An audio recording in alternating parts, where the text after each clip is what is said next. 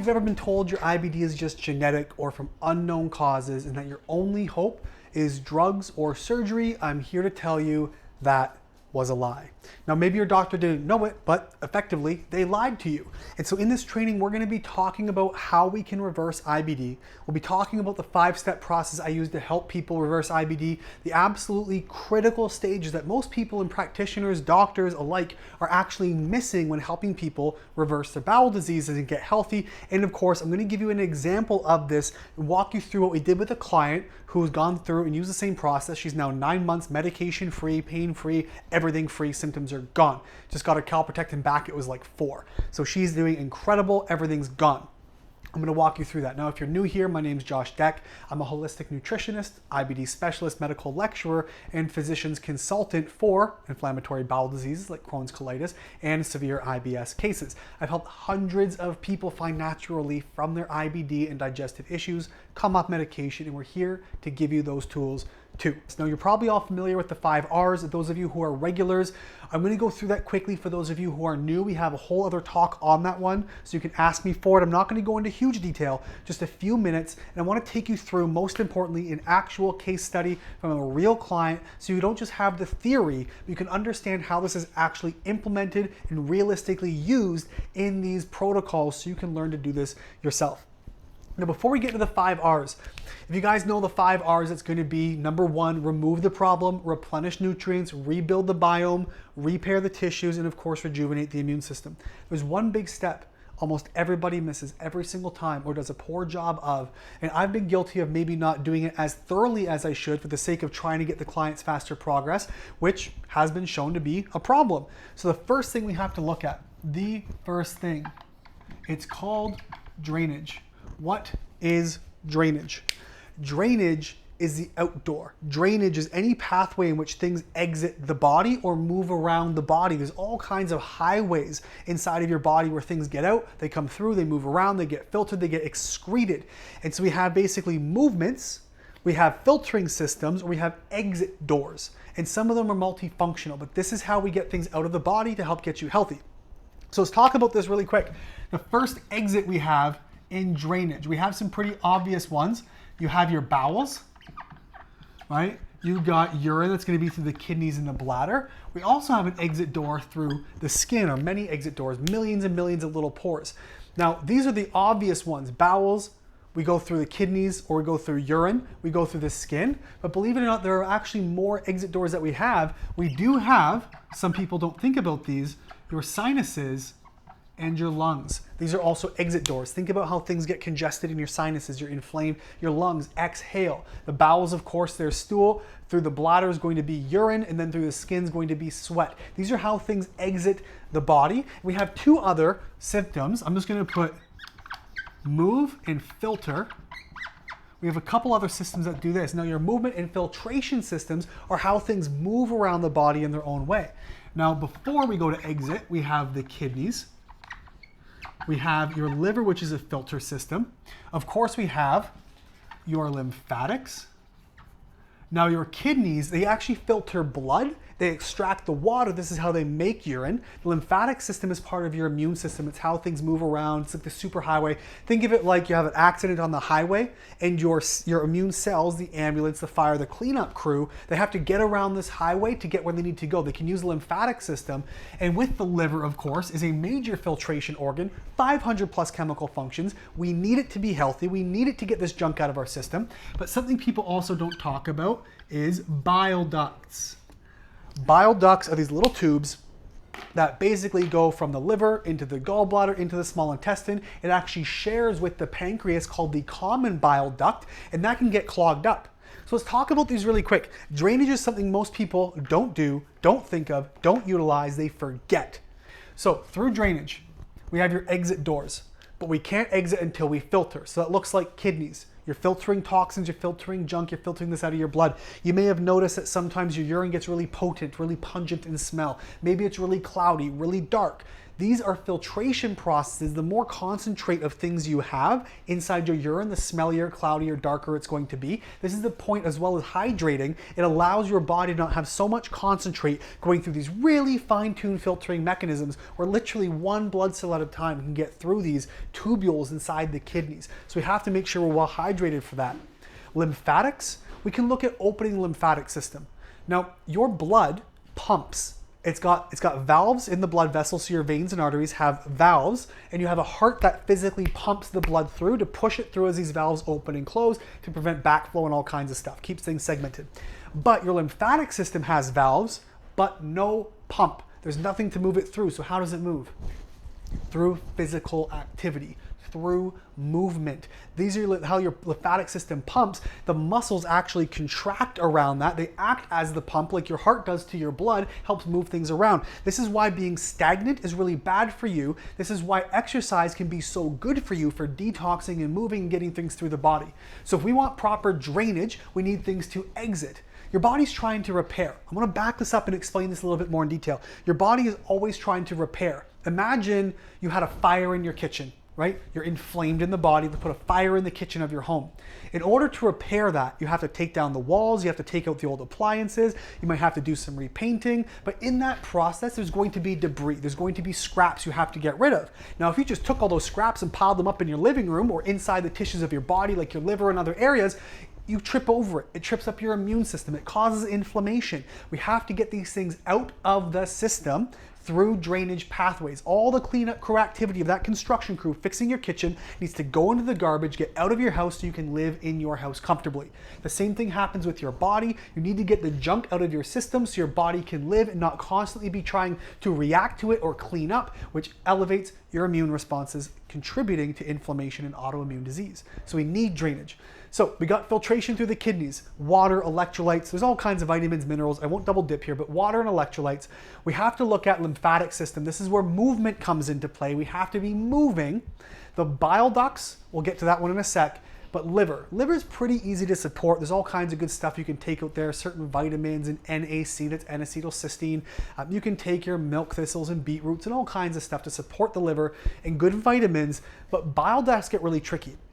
Bile ducts are where we get into things like sludgy bile, which will recirculate. Your body recirculates 95% of it because it's very expensive to make. But if your liver is junky, you're creating gross sludgy bile. It's holding on to toxins, recirculating around the body, not digesting food, not detoxing you properly, and this gets stuck. So we have to open up our movement and filtration systems, number one. Okay? Number two, we have to open up our exit pathways. If you have a huge amount of diarrhea, well, the pathways are open. If you're severely constipated, we need to induce bowel movements. I prefer to use things like magnesium citrate, high doses vitamin C, aloe, even mineral oil. I'd rather use some of that, or castor oil, before I use pharmaceutical grade diarrheals, which will cause that bowel to move through, because we want water in there to move through as cleanly and naturally as possible in substances your body knows. Your body doesn't understand what these other substances are in the way of pharmaceuticals, okay? Urine, we talked about, that's hydration through the kidneys. Skin, this pairs with lymphatics. You need to be moving, sweating. I don't mean go through a HIIT workout, high intensity interval training. What I mean by sweating is get yourself active. Go for 20, 30-minute walks. Get warm, go swimming, go for a bike ride. Sometimes it's just 20 minutes walking around the block. This will help things move through the skin as well. Great for helping detox mold and all kinds of other stuff. Sinuses and lungs. Now, again, this is going to be exercise, nasal breathing, not mouth breathing. If you're somebody who's very stuffy in sinuses, that can mean something else, could be a parasite issue or something else, okay? So we have to open our exits, have to move and filter. This is drainage. If these are blocked up, you might know you're blocked up by somebody who doesn't sweat very much, someone who has a lot of food sensitivities, you eat fatty foods or other foods, you get things moving through the bowels too quickly, you get urgency, a lot of blood, a lot of pain and cramping. You get puffy hands, puffy feet. And again, not sweating very much is a huge sign of it. Somebody with puffy, stuffy sinuses, it could be another issue, again, with drainage. If any of these are clogged up, no matter what you do to your body to try to remove and go through the 5 R's, you will never get better unless you implement drainage. This is the most important part. So now that we've gone through drainage, we talked about the movement pathways, we talked about the exit doors, I want to talk about the 5 R's really quick and then get into an example. Now, if you've seen the 5 R's before, bear with us because we're going to get into it and actually apply this now so you can see it. If you're new, This is really cool. This is a pretty amazing stuff, okay? So these are the 5 R's, and of course, I haven't used my marker for 8 seconds, so it dried up. So let's try this one. 5, there we go, beautiful. 5 R's of reversing IBD. The first thing we have to do, now that we've opened up our drainage, we have to remove the problem.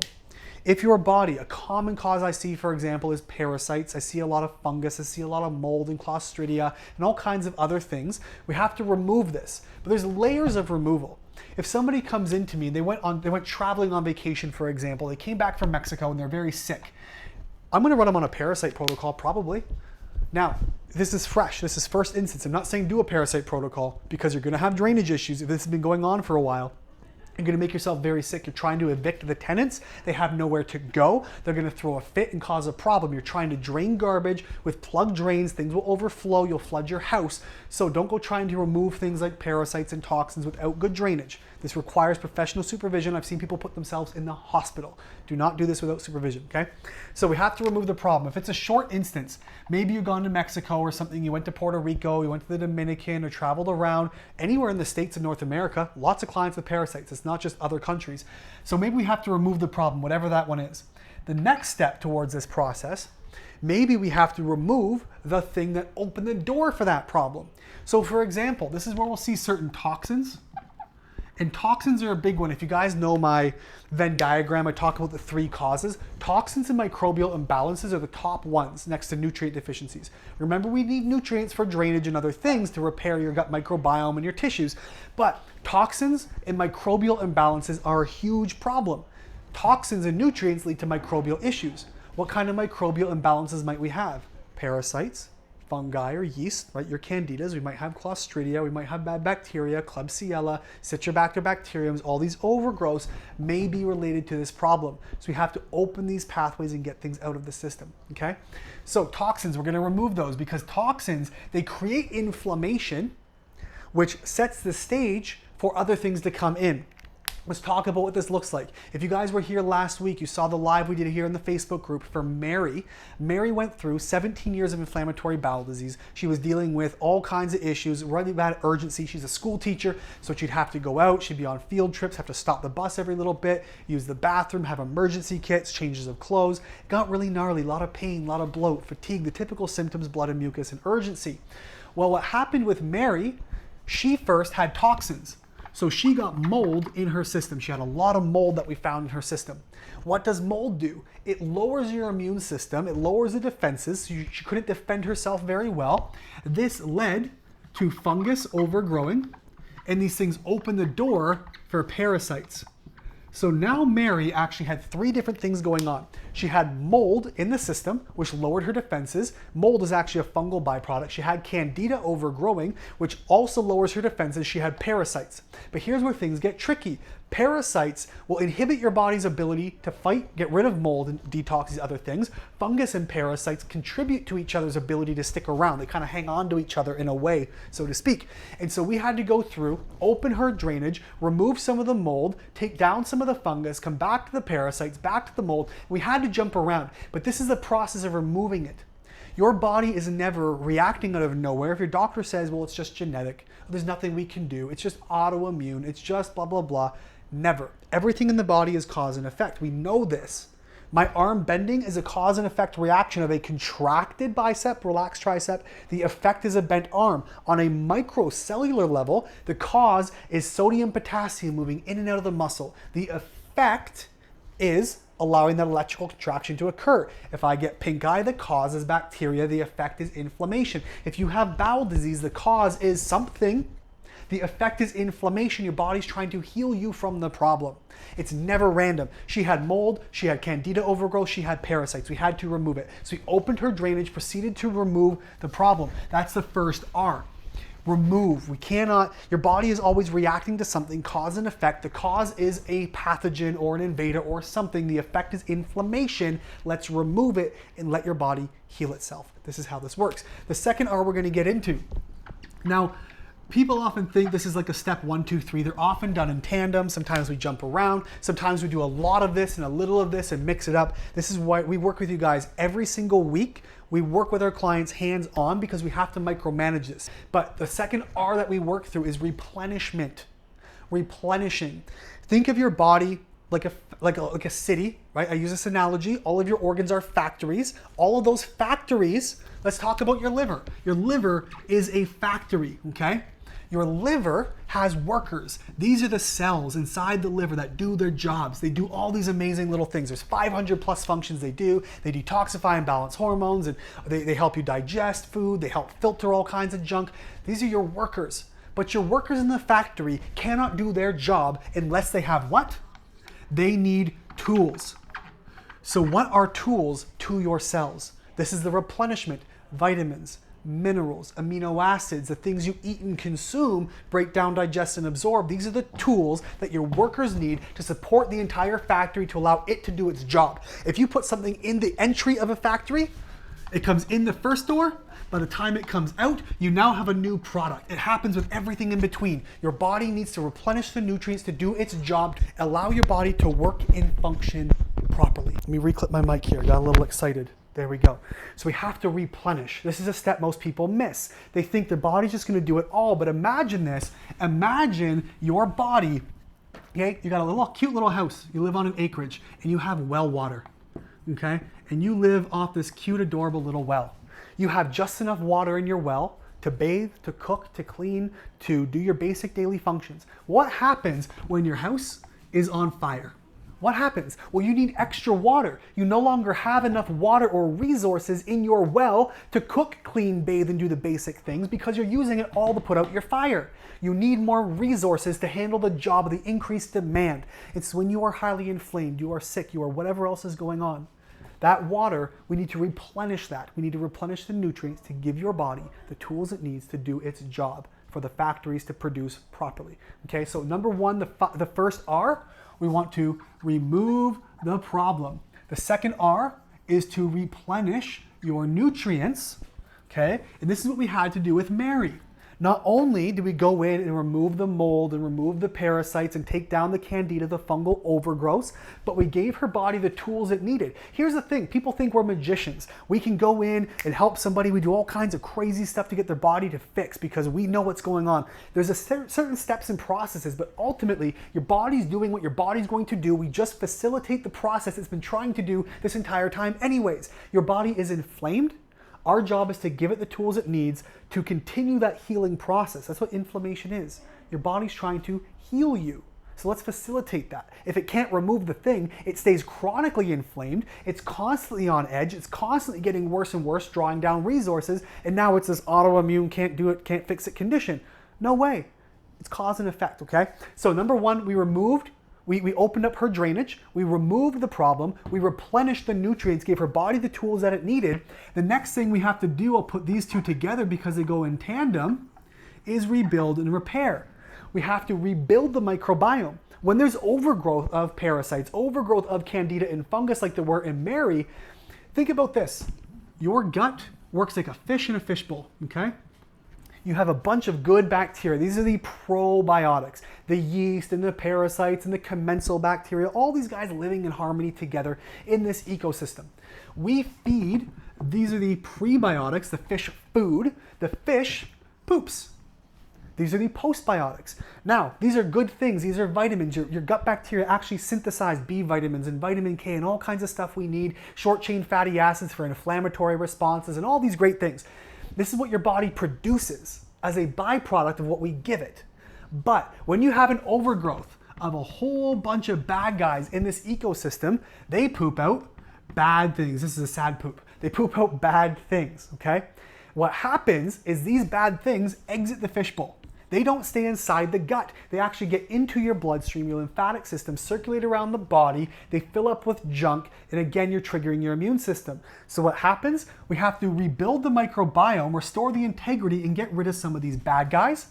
And then the fishbowl's been damaged. It's how they got out. Your gut is leaky. Everything's inflamed. You could not live in a house that's on fire. You'd have raccoons and bugs and all kinds of stuff moving in with you. Not great roommates. So you have to rebuild the microbiome, restore the good bacterium, and repair the house that they live in. Repair the tissues of your gut. That's the next piece. Once we have this, we can rejuvenate the immune system. Picture your immune system like an octopus. It's got all these different arms. If all of its arms are working on one thing at a time and you boost your immune system, you will overdo this and cause a huge imbalance, boosting the imbalance of your immune system already. What we instead have to do is rejuvenate and allow it to learn how to juggle these things all equally again. That's rejuvenation, very different.